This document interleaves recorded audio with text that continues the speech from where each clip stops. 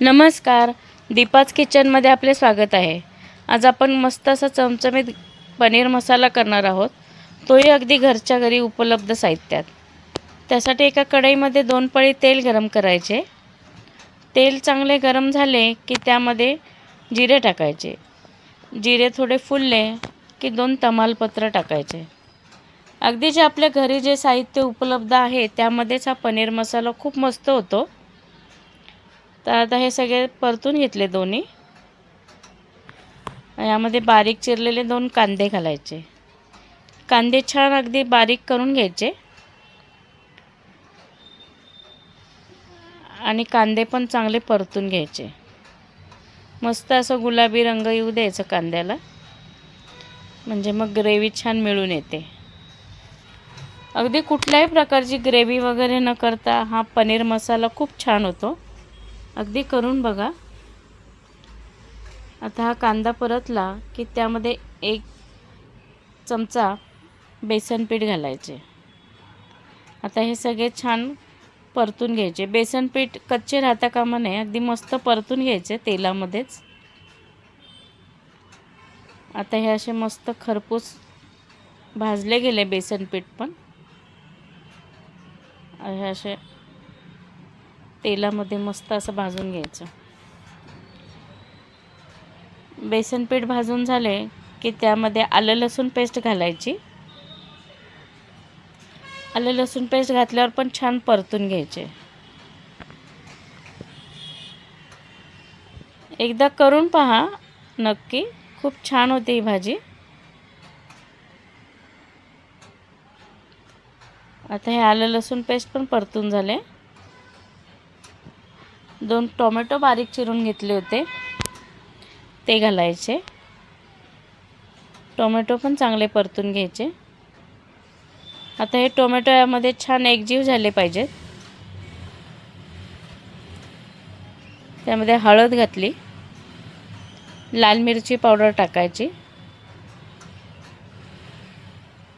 आणि चवीप्रमाणे मीठ घालायचे.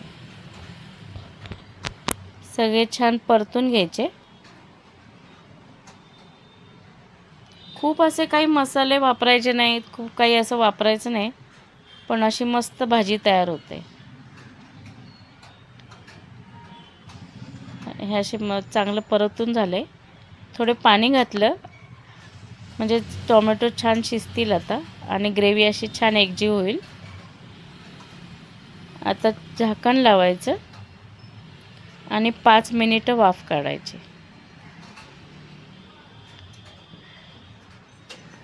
5 मिनिटं झाली आहेत. आता ही ग्रेव्हीला छान असं चांगली तयार झाली ग्रेव्ही. त्यामध्ये आता कसुरी मेथी घालायची.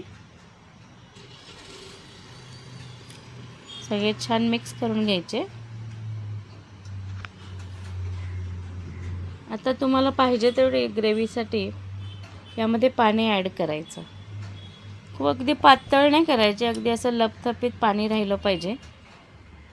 पण आपण यात काही वाटण किंवा काही घातलेलं नाही आहे. तर तुम्हाला पाहिजे तेवढं त्यामध्ये पाणी घालायचं आणि ग्रेव्हीला छान उकळी येऊ द्यायची. बघा कलर पण छान आला आहे आणि आता सगळे छान मिश्रण शिजल्यामुळे वरती तेल पण सुटले आहे त्याला. आता ही ग्रेव्ही चांगली शिजली की त्यामध्ये किचन किंग मसाला घालायचा. सगळे मिश्रण छान परतून घ्यायचे आणि मग नंतर पनीरचे क्यूब घालायचे आणि हलक्या हाताने सगळे मिक्स करून घ्यायचे. मस्त अशी ही पनीर मसाला तयार होतो. तुम्हाला माझी ही रेसिपी कशी वाटली ते कमेंट करून नक्की सांगा आणि अशाच प्रकारच्या सोप्या रेसिपीसाठी चॅनलला लाईक, शेअर आणि सबस्क्राईब करा.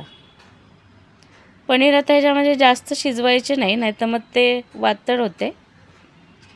अगदी 1-2 मिनिटं भाजी त्यामध्ये पनीर शिजवून घ्यायचे. बघा अशी मस्त भाजी तयार आहे. भाजी तयार झाली की त्यामध्ये एक पनीरचा क्यूब असा किसून घालायचा, म्हणजे मग ग्रेव्ही छान मिळून यायला मदत होते.